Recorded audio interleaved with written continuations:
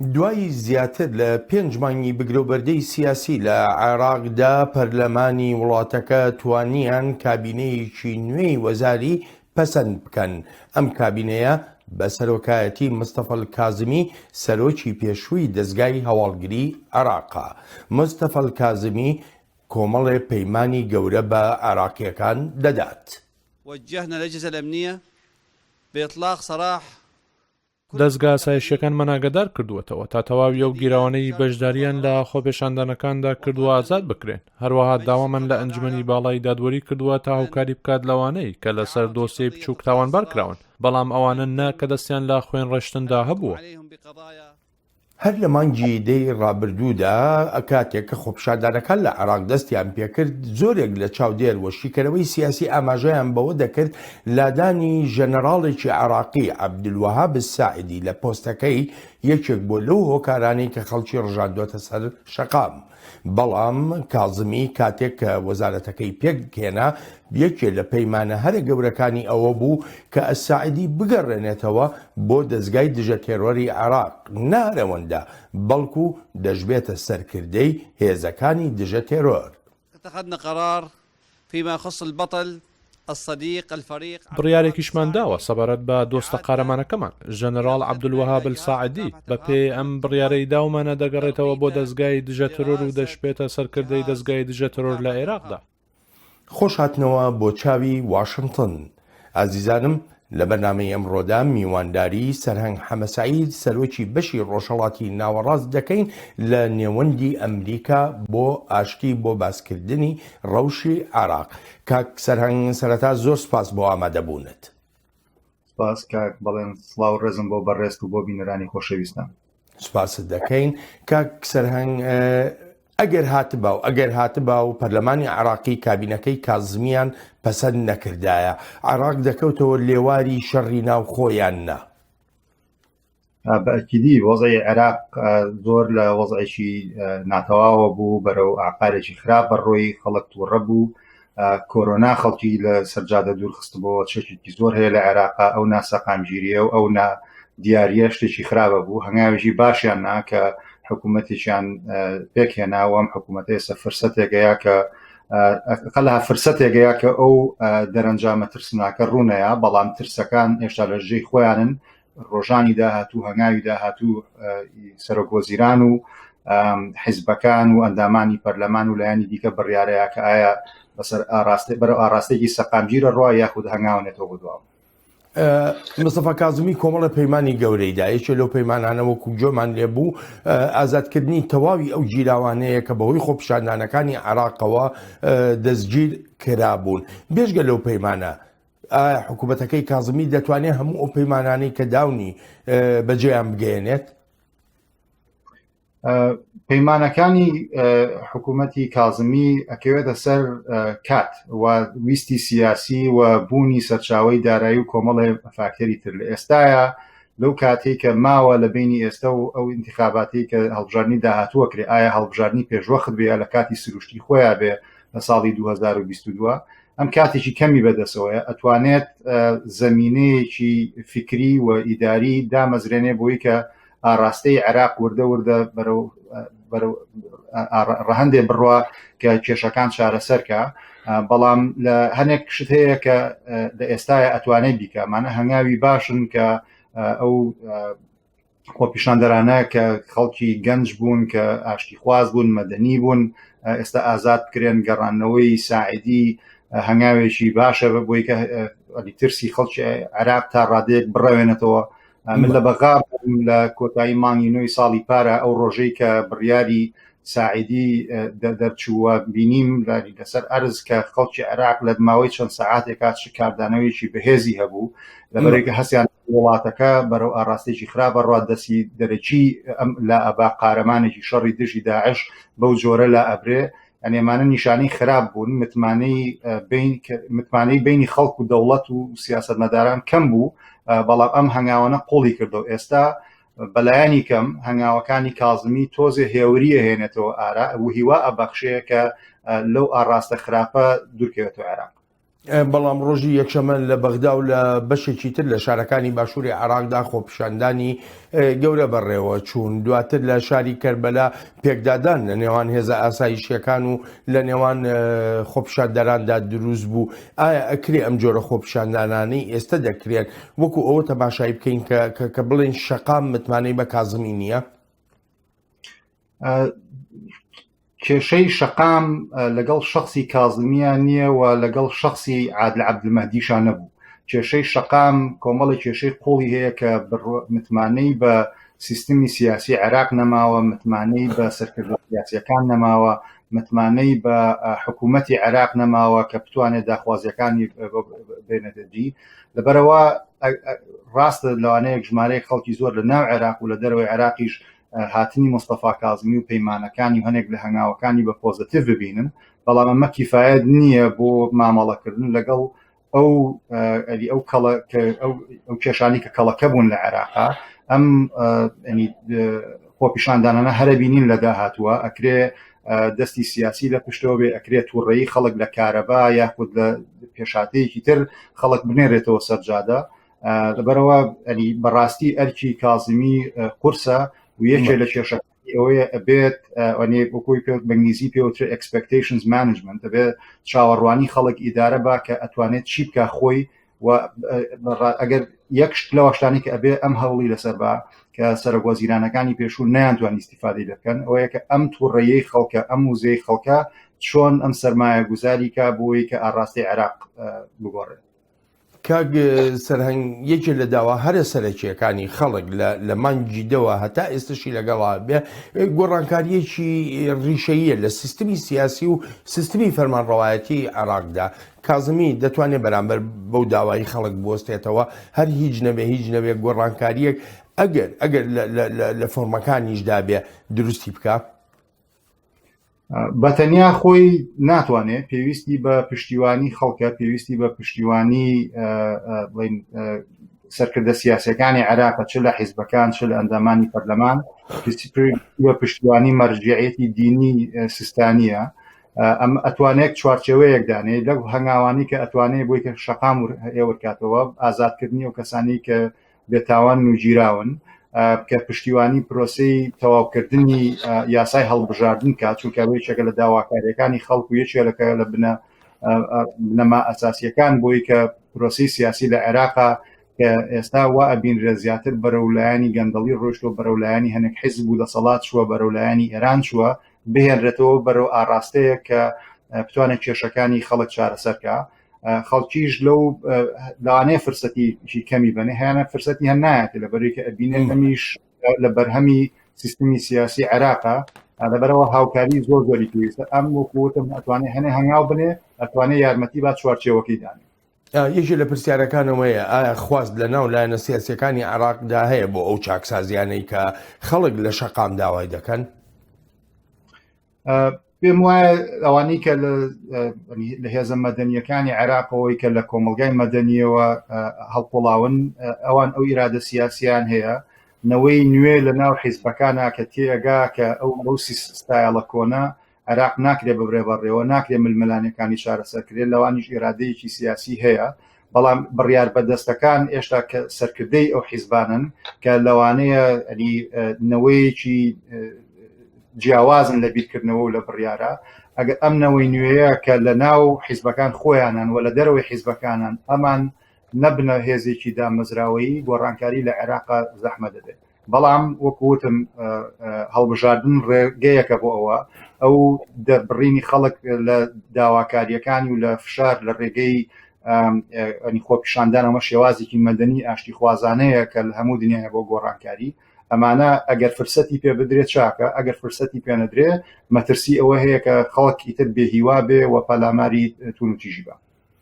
کاک سەرهەنگ دەگەڕێمەوە بۆلات. ئەڵبەتە بینەرانی خۆشەویست مستەفا کازمی یەکێ لەو پەیمانانەی کە داویەتی ئەویش زەمینە ڕەخسانە بۆ هەڵبژاردننی پێشوەخت، ئەو هەڵبژاردنەی کە خەڵک لە شەقام داوای دەکەن، بێ لەوەش باس لە پەیوەندە ئایندەیەکانی خۆی دەکا لەگەڵ وڵاتە یەکگرتووەکانی ئەمریکاشدا. شكلنا لجنة خبراء لإعادة تقييم لیژنەیەکمانداناوە لە پسپۆڕان بۆ هەڵسەنگاندن و پێداچوونەوە بە چۆنیەتی یارمەتیدانی کۆمیسیۆنی باڵای هەڵبژاردن تا بتوانین پێشوەخت هەڵبژاردنێکی ئازاد و ڕەوا بکەین. هەروەها لیژنەیەکی تری تایبەتمەندمان پێکێناوە بۆ دانوستاندنە استراتیژیەکان لە نێوان عێراق و ئەمریکادا بە شێوەیە کە سەروەری و یەکپارچەی عێراقتیادا پارێزراو بێت. لە خۆپیشاندانەکانی عێراقدا ژمارەیەکی بەرچاوی خەڵک کوژراون. کازمی پەیمانی ئەوەشی داوە کە لێپێچینەوە دەست پێ بکە بەرامبەر بەوانەی کە دەستیان چۆتە خوێنی عێراقیەکانەوە. ئەم دیمەنەی کە ئێستا دەیبینن دیمەنی باوکی خۆپیشاندەرێکە کە ڕۆڵەکەی چەند ڕۆژێک لەمەوبەر لە خۆپیشاندانەکانی بەغدادا کوژرا. زۆر بەداخەوە هەموو گەنجانی وڵاتەکەم لە سادەترین مافەکانی خۆیان بێبەش کراون، بێکارن، هیچ شتێکیان نییە. کوڕەکەی منیش وەکو هەموو ئەو گەنجانەی تر بەشداری لە خۆپێشاندانەکاندا کردووە، بەڵام قەدەری وەها بوو ئەلەوێدا بکوژرێت.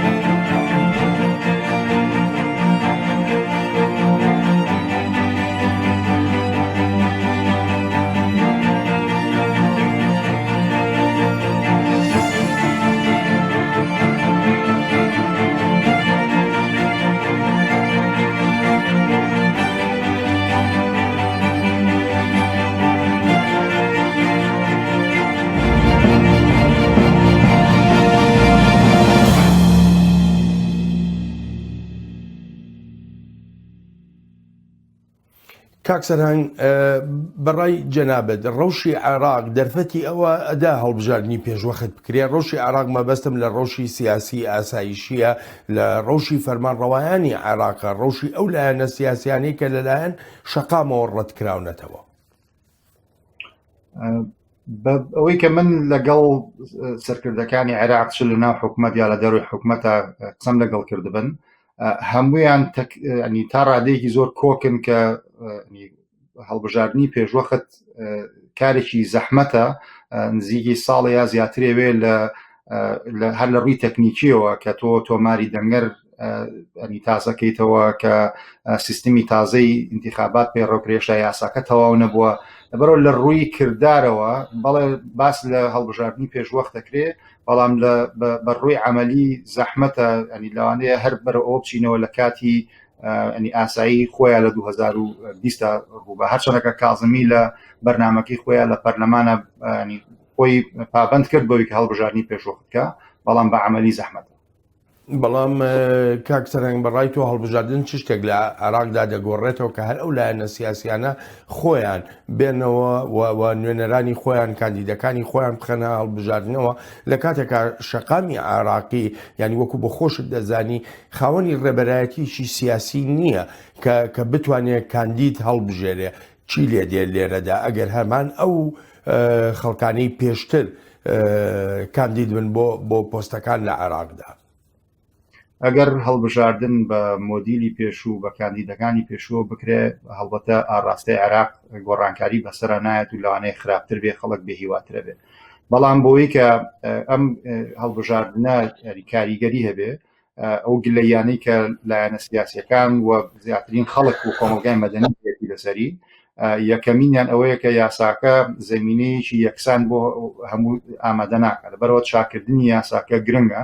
ئێستا یەکێک لە سەبەبەکانی و کە یاساکە پەچی کەوتووە ئەوەیە کە داوا ئەکەن کە لەسەر ئاستی پارێزگاکان ورد کرێتەوە دەنگەر بۆ ئاستیەکی ورتر کە لەوانەیە قەزا و ناحیەکان بێ. لەما کێشە هەیە، چونکە تۆماری دەنگەر لەو ئاستەیەوە دووەم جێبەجێکردنی یاساکە و دانانی بنکەی هەڵبژاردن و ئەمانە کێشەی تەکنیکی هەیە. بەڵام ڕێگرە گەورەکە ئەوەی کە منەی بیستمەوەی بینم ئێستا ترسێک هەیە لەوەی کە ئەگەر ئەم مۆدیلی انتخابات و یاسایە بگۆڕێ ئەکرێ باڵانسی دەسەڵات هاوسەنگی دەسەڵات لە عێراقا بگۆڕێ. یەکەم ئەگەر نەوەیەکی نوێ بچێتە ناو سیاسەتەوە و ئازاد بێ لە تەسیری دەوڵەتی دراوسێ ئەمە بە ئاراستەیەکە باڵانسی دەسەڵاتە گۆڕێ. دووەم باڵانسی دەسەڵاتە گۆڕێ لە بینی حیزبەکانە چونکە لە هەر ناوچەیەکە نفوزی جیاوازیان هەیە. سێەم باڵانسی دەسەڵات دەکرێت بگۆڕێ لە بینی پێکهاتەکانی عێراقا کە ئێستا وەکو بەپێی هەنێ مەزەنە ئەکرێ ئەگەر ئاراستەکەەوە بێ شیعە 7 بۆ 25 کورسی لەدەست بە ئەمە تووشی هەڵوێستەی کردوون و باڵانسی دەسەڵاتی ژەگۆڕێ لە نێوان خەڵک و دەسەڵاتە لە نێوان خەڵک و دەوڵەتە بەرەوە بە ئاسانی نابێ. ڕۆڵی کۆمەلگای نێودەوڵەتی لەمە زۆر گرنگە کە چاودێر بێ کە یارمەتی با یاسایەکی باش پێڕەوکرێ هەڵبژاردنێکی بێگەرت بەڕێوە برێ و خەڵک متمان پرۆسەکە. نەتەوەیە گرتوەکان دەتوانێت چی بکە؟ یۆنامی مەبەستمە یۆنامی ئەلبەتە لە مانگی دەی ڕابردووەوە لە پەیوەندیدایە لەگەڵ کاربەدەستانی عێراقی لەلایەک لەگەڵ شەقامی عێراقیش لە لایەکی تردەوە. یۆنامی ئەتوانێت چی بکە؟ یۆنامیە دەورێکی گرنگی بینی و دەورێکی گرنگیشی هەیە. یەکەم بووە پردی پەیوەندی لە نێوان حکوومەت و لەگەڵ خۆپیشاندەرانە کە ڕاستە و خۆ گویان لە داخوازی خەڵکەکە گرت. ئەمە بەرێکە خەڵک ئەو خۆپیشاندەرانە متمانیان بە سەرکردەی سەرۆکاتی پەرلەمان یا حکوومەت یا کۆمار تا ڕادەی جیاواز متمانی جیاواز هەیە بەڵام بەگشتی متمانیان بە سیستمەکە نەبوو وەکو گوێگرێک گرنگ بوو. دوام UN گوێگر بوو لەگەڵ سەرکردە سیاسەکان و تەنانەت لەگەڵ مەرجعیەتی سیستانیش ئەمانشتێکی باش بوو واتوانێت دەوری تەکنیکی ببینێ کە یارمەتی بە عێراق بات پرۆسەی هەڵبژاردن لە ڕووی تەکنیکیەوە ڕێک بخا و UN یۆنامی دەوری ئەوەشی بینی کە ئەو راپۆرتانەی کە ئەیا بە ئەنجومەنی ئاسایش و بە کۆمەلگای نێودەوڵەتی کە داکۆچی لەوە ئەکاکە ئەڵێ عێراق پێویستی بە یارمەتیە و هێشتا هیوا لە عێراق لە دەست نەچوە وەرن یارمەتی بن ئەمانە ڕۆڵی پۆزتیڤن بۆ UN. داوای یارمەتی لە کۆمەڵگەی نێونەتەوەی دەکرێت بەڵام ڕێبەرانی عێراق خۆیان ئامادەن ئەو یارمەتی عێراقیەکان بدەن. بۆ نمونە ئایا ئامادەن دەستێوەردانی دەرەکی و بەتایبەتیش مەبەستم لە دەستێوەردانی ئێرانە ئایا ئامادەن دەستێوەردانی ئێران کەم بکەنەوە؟ ئەمە یەکێکە لە پرسیارە هەرە گرنگەکان بۆ عێراق. یارمەتی تەکنیکی جیاوازە لە دەستێوەردان هەڵبەت ئەوەی کە UN ئەوێ ئەوەی کە سوقی یەکێتی ئەوروپا ئەوەی کە ئەمریکا ئەوێ زیاتریان یارمەتی عێراق بن بەڵام هەشە ئەم دەورەی ئەم لایەنانە بە دەستێوەرانە بینێ و پێچەوانەکەشەوە لە عێراقەیە دەوری ئێران یا تورکیا یا وڵاتانی کەندا و بە دەستێوەرانە بینێ.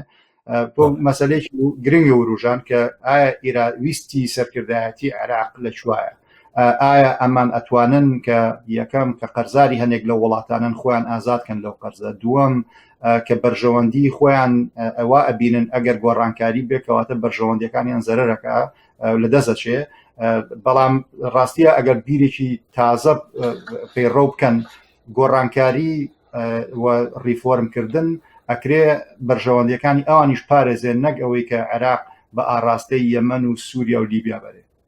کاگ سەرهەنگ وەکو جۆمان لە سەرۆکوەزیری نوێی عێراق بوو ئاماژەی بەوە کرد کە وتوێژی استراتیژی لەگەڵ ئەمریکادا دەست پێ دەکا بەپێی سەرچاوەکانی هەواڵیژە وتوێژانە بڕیارە لە مانگی شەشدا دەست پێ بکە. وتوێژی استراتیژی جێی ئەو ڕێکەوتنەی پێشوو دەگرێتەوە کە بە ڕێکەوتنی استراتیژی نێوان بەغدا و واشنگتن ناو دەردەکرا. لە ئێستاە ڕوون نییە کە ئایا ئەنجامی ئەو دیالۆگە چیە بێ. هەڵبەتە هەنگاوێکی ئیجابیە پۆزتیڤە کە عێراق و ئەمریکا لەگەڵ یەکا قسە بکەن دیالۆگی استراتیژی بکەن لەبەر ولاپەڕێکی نوێ هەڵەنەوە چونکە لە ساڵانی ڕابردووە بە تایبەتی لە ساڵی پارە پەیوەندی هەردوو لا لێکترازانی تێکە و تەنگژەی تێکە و ئێستا لە هەڵانەوەی لاپەڕێکی تازە گرنگە. دوام ئەو ڕێکەوتنامەی کە پێوتری ئیطاری استراتیژی یا استراتیژیک فریمورک ئەگریمنت چارچێوەی استراتیژی کە پێشتر لە بینی وڵاتەکە بوو هەردوو لا گلەیان لە یەکتریان هەیە کە جێبەجێیان نەکردووە. لەوەی کە عێراق ئەڵێ ئەمریکا لە کاتی شەڕی داعشە زوو نەهات بە هانامانەوە درەنکە و ئەمریکا گلەی لە عێراق هەیە ئەڵێ وڵات ئێوە هێزەکانتانمان نەپاراست پەیوەندی دیپلۆماسیتان نەپاراست پەلاماری سەفارەت درا کۆمەڵە گلەی هەیە بەڵام ئێستا فرسەتە بۆی کە عێراقێک کە خۆی بە عێراقێکی خاوەن سیادە ئەزانێ ئەڵبەتە کێشێکی مەسەلەیەکی جەدەلیە کە ئایا یان عێراق خاوەنی سیادەی خۆیەتی بە تەواوی بەڵام لە ئەوەی کە هەیە کە گلەی لەسەر ئەو ڕێکەوتنێک کۆنەکە هەبوو یانو لە زەمانی احتیلالا کراوە ئێستا ئەمە لە ئارایان نییە بەڵام ئێستا ترسێکیکە هەیە کە هەژمونی ئێران باڵا دەستەوە ئەمریکا ئێستا ئەو ڕخنەیە گرێڵە عێراق ینی خاوەنی سەروەری خۆی نییە بە هەر حاڵ فرسەتێکە بۆ لاپەڕێکی تازە بوارەیە بە هەردوو لە لەگەڵ یەکتری بە ڕاشکاوانە قسە بکەن و ئایا ئەگەنە ڕێکەوتن نامە ئایا جێگەی ئەویتر ئەگرێتەوە بە ڕۆژگار پیشانی دێت بەڵام خۆی شتێکی شێر ینی ناتوانین باسی نەکەین ئەو پەیوەندی تەلەفۆنیی کە سەرۆک ترامپ کردی لەگەڵ سەرۆکوەزیری نوێی عێراقدا ئەمە ئەکرێت بە وەرچەرخانێک لەو پەیوەندیانەدا ناودێری بکەین بە تایبەتی کە حکوومەتەکەی عادل عەبدولمەهدی چەند جارێک هەوڵیدا لە کۆشکی سپی لەگەڵ سەرۆکی ئەمریکادا کۆب بێتەوە بەڵام وەڵامێکی ئەوتۆی دەست نەکەو ئەمە چۆن لێک دەدرێتەوە کاکسەران ئەو پەیوەندی تەلەفۆنە لە ڕاستیە زۆر گرنگە لە بەرەوەی کە لە سیاسەتی ئەمریکا بەگشتی دائیما ئەو پرسیارە هەیە کە ئایا هەر ئەمریکا هەر بڕیارێکی هەیە یا تێڕوانینێکی هەیە ئایا ئەمە تێڕوانینی ئیدارەکەی ئایا سەرۆکی ئەمریکا هاوبیرە لەگەڵ ئەمەیە تەنیەوە بوو ترسە بوو کە پاشەوەی کە سەرۆک ترامپ دژی پێچەوانی ئەو هەڵسەنگانانەی کە لەناو ئیدارەیە هەبوو بڕیاریە لە سووریا هێز کەم کاتەوە بوونی ئەمریکا کەم کاتەوە لە عێراقیش ئەو مەترسیە هەبوو ئێستا کە سەرۆک ترامپ خۆی ڕاستەوخۆ پەیوەندی کردووە و ئەڵێت پشتیوانی عێراقەکەین ئەمە هەنگاوێکی باشە نیسبەتێک لەو ترسە ئەڕەوێنێتەوە بەڵام ئەمە کارتێکی کراوەی هەتایی نییە دەوری ئەمریکا و بڕیاری سەرۆکی ئەمریکاش وابەستە بێ بۆی کە عێراق و سەرۆکی وەزیران و چینی سیاسی عێراق ئەتوانن بەرەوچوە وەزعەکە بەرن فرسەتێکیان ناوە بە عێراق ڕۆژتازەکردنەوەی ئەو بواری کە دراوە بە عێراق بەردەوام بێن وزە لە ئێران بکڕێ ئەمە فرسەتێکە یا بە حکوومەتەکە و فرسەتێکە بۆ دیالۆگە لەگەڵ ئەمریکا لە کەشوهەوایەکی ئیجابیا دەست پێ بکە ئەگەر دیالۆگەکە بەرەو ئاڕاستەیەکی باش ڕۆی ئەکرێت هەنگاوی باشتر بە دوایە خۆیان بێنێ بەڵام ئەگەر ڕێڕەوەکە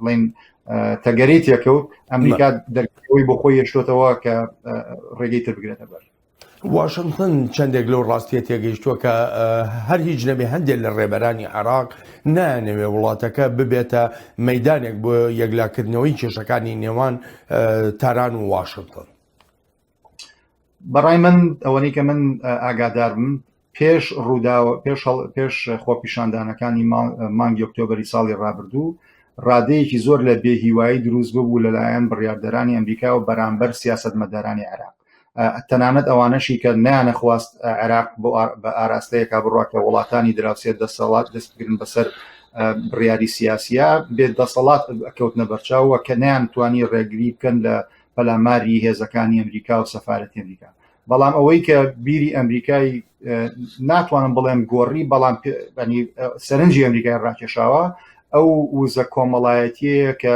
گەنجانی عێراق پیشانیان ناکە کە ئەجندایەکی ناتائیفیان خستە بەردەم ئەمریکا دژایەتی خۆیان بۆ دەستێوەردانی دەرەوە پیشان داوای انتخاباتێکی باشتریان کرد ئەمانە وای لە ئەمریکا کردووە کە فرسەتێ باوە بڵێ ئێمە پشتیوانی ئەم وزەی خەڵگەکەین و بەرەو ئاراستێکی باشی بڕوا هەڵبژاردننی کازمی نیشانەیەکی باشە لەبەری کە کەسێکە ئەیناسن ئیشیان لەگەڵ کردووە لە وەکو سەرۆکی دەستگای هەواڵگیری هیوایەکی بەخشیوە کە فرسەتێکی تر بدرێتەوە بە عێراق و ئەمە شتێکی باش ئەمە شتێکی باشە کازمی خۆی ئەتوانێت لەو نێوەندەی عێراقدا بۆ خۆ دەزانی ئەمڕۆ بۆ نمونە هێزە شیعەکان ئەوانەی کە هەر بە ڕاشکاوی هاوار دەکەن سەر بە کۆماری ئیسلامی ئێرانن ئەمڕۆ بوونەتە بەشدارێکی ڕاستەقینن لە پرۆسەی سیاسی عێراقدا و نوێنەرانیان لەناو پەرلەماندا هەیە کازمی دەتوانێت ئەو هاوسەنگیە بپارێزێت لە نێوان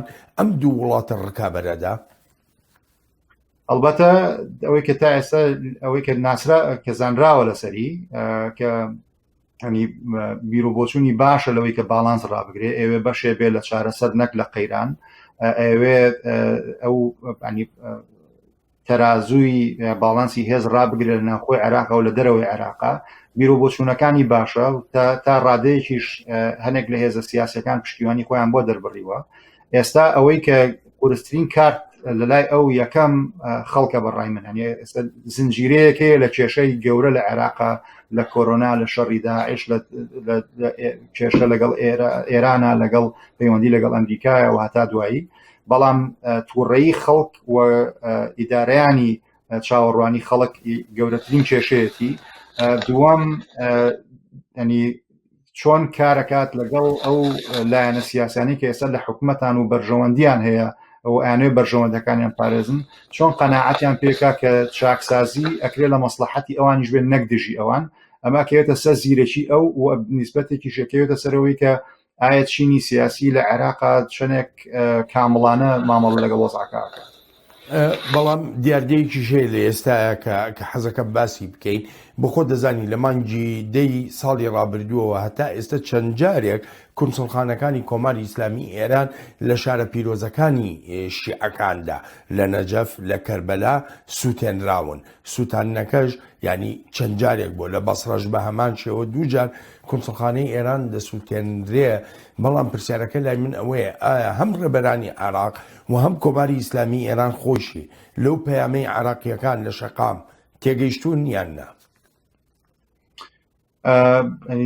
تێگەیشتنی کردداری هەیە و تێگەشتنی تیۆری هەیە.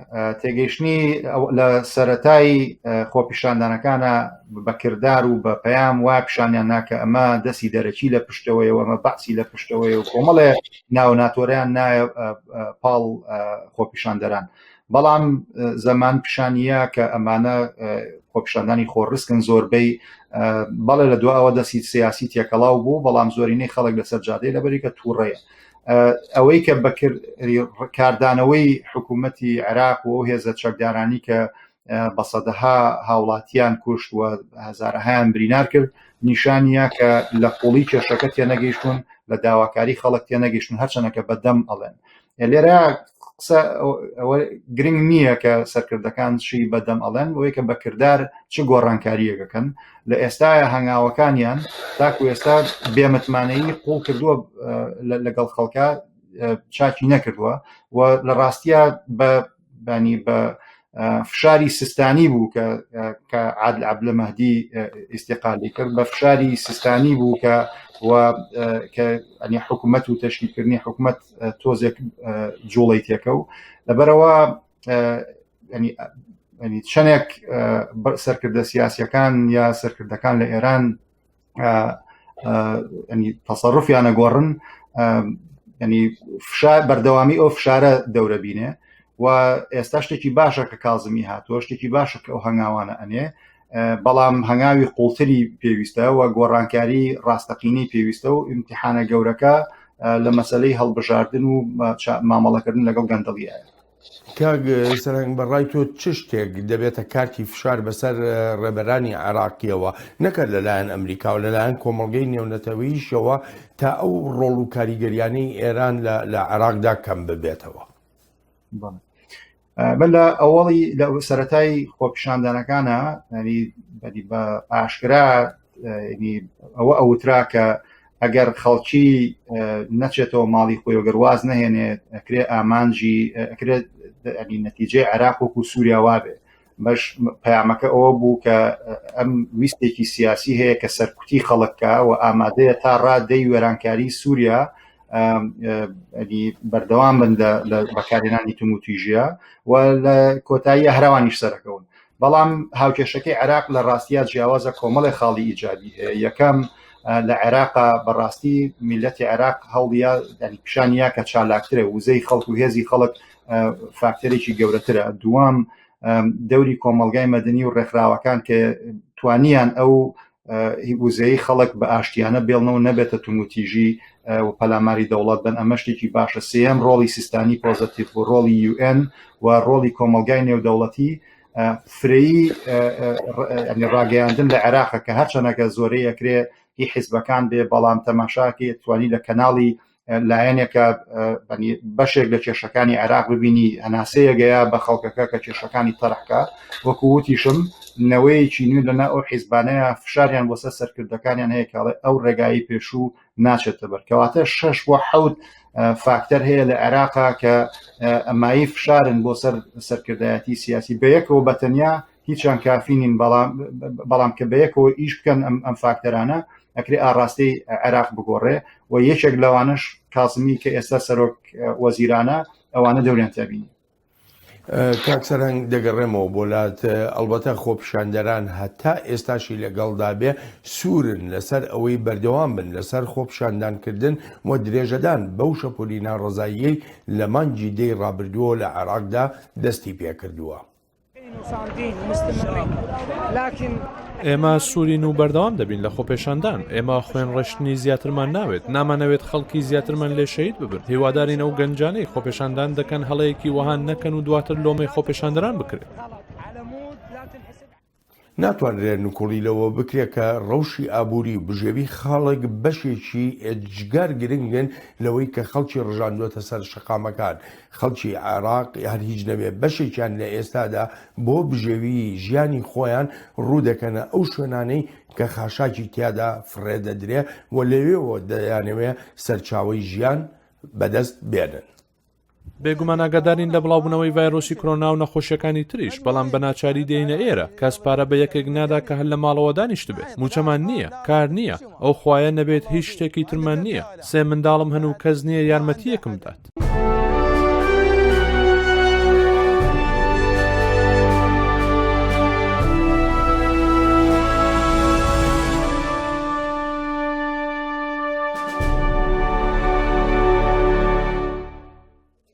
کاک سەرهنگ لەگەڵ ئەو قەیرانە گەورە ئابووری کە عێراق ڕوبەڕووی بۆتەوە بەهۆی دابەزینی نرخی نەوتەوە ئێستاش شەپۆلی بڵاوبوونەوەی نەخۆشی کۆرۆنایە پەتای کۆرۆنا عێراق لەمەیاندا چۆن دەبینی ئەتوانێت لی هەڵسێتەوە؟ لە ڕاستیە کۆرۆنا کێشەیەکی ئەوەنە گەورەیە تەنانەت گەورەترین وڵاتەکان و بەتواناترین حکوومەتەکان و بەتواناترین ئابوووریەکان ئێستا ئەناڵێنن بەدەست ئەم کێشەیەوە عێراق کە خۆی کێشەی سیستمی تەندروستی هەیە کە کێشەی کۆمەڵایەتی هەیە کە کێشەی ئابووری هەیە بۆ عێراق ئەم کێشەیە سەختترە و ئەبینین کە ئێستا کۆرۆنا چۆن ئابووری جیهان و ئابووری عێراقیشی عەزیەت داوە ئەمە بێگومان کێشەکەی بۆ کازمی و بۆ خەڵک ئاڵۆستر کردووە. یەکێکم لەو کەسانەی کە دائیما ڕەم وا بووە کە ئەگەر تەنانەت کێشەی ئێران و کێشەی داعش و هەموو کێشانی تر کۆتایی پێبێنی عێراق وەزعی ئابووری ناوخۆی عێراق بای ئەوەنە هەژاری تایە بای ئەوەنە کێشەی کۆمەڵایەتی تایە بای ئەوەنە ناڕەزایەتی تایە کە ئەکرێ سەقامگیری عێراق لەخکە ئەگەر سەرکردە عێراقیەکان وەگەر کازمی تەرکیز نەکەنە سەرەوەی کە لە ئێستەوە بەڕاستی هەنگاوی چوارچێوەیەکی ڕاستەقینە و هەنگاوی ڕاستەقینە بنێن بۆی کە ئاڕاستەی ئابووری عێراق بگۆڕن ئەم کێشانە هەر درەنگ ئەخرێ هەموو ساڵێک عێراق کە بەلایانی کەمەوە ملیۆنێک دانیشتوانەکەی زیاکە ئەمانە خواردنیان پێویستە ئەمانە پێداویستی خوێندن و شتی تریان هەیە ئەمە عیلاقی بە داعش و بە عیلاقی بە ئێرانەوە نییە گۆڕانکاری لە ژینگەیەوە کە کێشەی دروست کردووە یان نەبوونی بەرووبوومی کشتتوکاڵی و عێراق کە ئەمنی غیزائینی ئەمانە عیلاقی بە هەنێشتی ترۆنیە کە ئەبێ سەرکردە عێراقیەکان خۆیان بەڕاستی بە خۆیان بچنەوە کە ئایا ئەیانەوێت ئەم وڵاتە هەتایە ئاوا لە تەنگژەیە بژی یاخود ئەکرێت ئایندێکی باشتری بۆ دابینکەن بەبێ ڕیفۆرمی ئابووری سیاسی حکومڕانی لە ناو عێراقا ممکن نییە تەنها بەوەی کە بڵێ وڵا لەگەڵ ئێرانە پەیوەندی باشەکەم لەگەڵ ئەمریکای پەیوەندی باشەکەم کێشەکانی عێراق چارەسەر نابن. کاکسەرنگ ئەو ڕیفۆرمە ئابووری کە جەنابەت ئاماژەی پێدەکەی بەشێکی گەورە و گرانی ئەکەوێتە سەر بەرەنگاربوونەوەی گەندەڵی لە عێراقدا لە کاتێکا گەندەڵی وەکو دەگوترێ لە بەغداوە ینی کاربەدەستانی عێراقی خۆیان دەڵێن ڕۆچۆتە ناو جومگەکانی دەسەڵات و دەوڵەتی عێراقیشەوە ئەمە ئەرکێکی ئێجگار گەورەیە لەوانەیە بتوانم بڵێم هێندەی بەرەنگاربوونەوەی داعش و کۆرۆنا گرنگە بۆ ژیانی عێراقیەکان ئەگەر ئەکرێ بە کورتی پێم بڵێ کازمی دەتوانێت بەم شێوەیە شەڕی بەرژەوەندیەکانی هەموو ئەو کەسانە بکا کە دەستیان لە گەندەڵیدا بووە یاخود هۆکاری سەرەکی گەندەڵی بوون لە عێراقدا؟ بێگومان ناتوانێت لەبەرەوەی کە ئەمە چوارچێوەیەکی فکریەوێ چوارچێوەیەکی بەرنمەیەکی درێژخایەنەوێ هاوکاری حیزبەکانی ئەوێ هاوکاری خەڵکی ئەوێ و هاوکاری کۆمەلگای نێودەوڵەتیەوە ئێستا ئەو زنجیرەیە کێشەی قوڵی لە بەردەمایە لە ئێستا تەنانەت ئەتوانێ وردە وردە ئاڕاستەی بیرکردنەوەکە بەرەو ئەوە بەرێ ئەکرێت لە هەنێ هەنگاوە لە دەستنیشانکردنی وەزارەتەکانی بڵین پۆستەکان لە وەزارەتەکانە ئەنی تۆزی ئازایەنە بڕیاری خۆی بە بەڵام بەبێ هاوکاری حیزبەکان ناتوانێت. بە بەشی کۆتایی بەرنمەکەمان تەرخانکەین بۆ پەیوەندیەکانی نێوان هەولێر و بەغدا چی لە کازمی چاوەڕوان دەکرێت بۆ هەولێر؟ ئەوەی کە چاوەڕوانەکرێەوەی کە وەکو عادل عەبدولمەهدی ئەو بە شەخسی پەیوەندی لەگەڵ کووردا و لەگەڵ لایەنەکانی ترا باشە لەبەرەوە ئەو نەفەسە پۆزتیڤی کە هەیەی لە پەیوەندیەکە ئەکرێت بەردەوام بێ ئەویش وەکو عادل عەبدولمەهدی بیر لە چارەسەر ئەکاتەوە بیر لە هێوەرکردنەوەی کێشەکان ئەکاتەوە و بیر لەوە ئەکاتەوە کە بە نەفەسێکی چارەسەر وەک نەک بەفەسی ئەزمە مامەڵی لەگەڵا بکە ئەمە خۆشی بە ڕاشکاوانە لە پەرلەمان هاوتی بەڵام بۆ بەنیسبەت کازمی و پێش ئەو عادل عەبدولمەهدی و تا ڕادەیەکیش سەرۆکوەزیرانی بڵێن حەیدەر العەبادی ئەکرێت لایەنی تر کە لە حکوومەتان وە کە هێزی دەنگی پەرلەمانیان هەیە ئەکرێت فشاری بخەنە سەر ناچاری پێن هەناو بنێ نیەتەکەی باشە بیرکردنەوەکەی باشە و بیدایەتێکی باش دەستی پێکردووە بەڵام کە ئەنی وەکو وتم پێشهاتی تر لە عێراق و هەڵوێست و بۆچوونی لایەنی تر ئەکرێت زەختی لێ بکە ئەو ئاڕاستەیە تێک بە.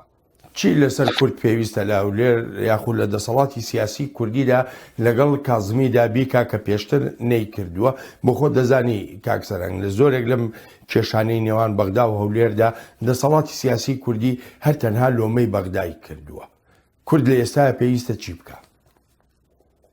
من مافیۆ بە خۆم نایم کە ئامۆژگاری سەرکردایەتی کورد بکەم بەڵام ئەوەی کە بە ئەزمموی ڕابردووە بچینەوە خاڵی ناکۆکێ لەسەر ئەوەی کە ئایا بنەمای ئەم عیلاقەیە لەگەڵ بەغایە چییە بنەمای شەراکەتە یاخود بنەمای جێبڕکێکردنە بنەمای شەراکەت نەفەسەکە لە بەغدا پیشانیاوە و هەولێریش پیشانیاوە بەکردار بەڵام ئەگەر ئەو نەفەسەی کە لە چەند هەفتەی ڕابردووە بینیمان کە ئەویست بودجەی هەرێمی کوردستان ببڕێ و موچەی خەڵکی نەگا ئەمە پەیوەندیەکە تێگەیە لەبەرەوە بای ئەوە ڕابردوو ئەگەر سەلبیاتەکانی ڕابردوو وەکو کردار ئیسیفادی لێوە بگیرە باشە بەڵام ببێتە شەڕی ئیعلام و ببێتە جێبڕکێی ئیعلامی ئەمە بە زەرەری خەڵک تەواوە بێ پێم وایە کوردیش و بەغاش لە دوا ریفراندۆمەوە هەنگاوی باشیان ناوەکە سوورن لەسەرەوەی کە لە ڕێگەی دیالۆگەوە کێشەکانیان چارەسەرکەن هەتا لەویا بنەک لە ئەعلامە شتێکی باش. چەندی دەوێت عێراق ببێتە عێراقێکی سەقامگیر؟ پرسیارێکە ئەوە وەڵامەکەی بزانرایە دەردی پێوەترێت تریلیۆن دلار کوێشنە پرسیارێکە کە تریلیۆن دلارە هێنێ باوەڕ ناکەم کەس بتوانێت وەختی باتێ بەڵام ئەتوانی لەسەر پێکهاتەکانی سەقامگیری قسە بکەی و ئەوەشی ئێستەوە 7 ساڵە عێراق وێڵە بەدوایە بەڵام ئەم 7 ساڵە بەڕاست بە شێوەیەکی باش و تەندروست سەرمایە گوزاریتیان نەکراوە ئەگەر ئێستا فرسەتێکی تر هەیە کە ئەم ئاڕاستەیە چاک بکرێ بەڵام زەحمەتە کاتی بێتێ. کاکسەران سوپاس دەکەم بۆ بەشداری لە بەرنامەی ئەم هەفتەیەی چاوی واشنگتن سوپاس و پێزانینم. سوپاس بۆ دۆشاک بڵم. هەڵبەتە عزیزانم سوپاسی بێپایانم بۆ ئەوەی خۆشەویستە کە هەتا ئێستا لەگەڵماندا ماونەتەوە تا بە یەکگەیشتنەوەی داهاتوومان لە بەرنمەیەکی نوێدا ڕێز و خۆشەویستی ستافی بەرنامە و هی خۆشم بەڵێن ساڵح حەسەن بفەرمونون هەر لە خۆشیە جەتان دێڵێ.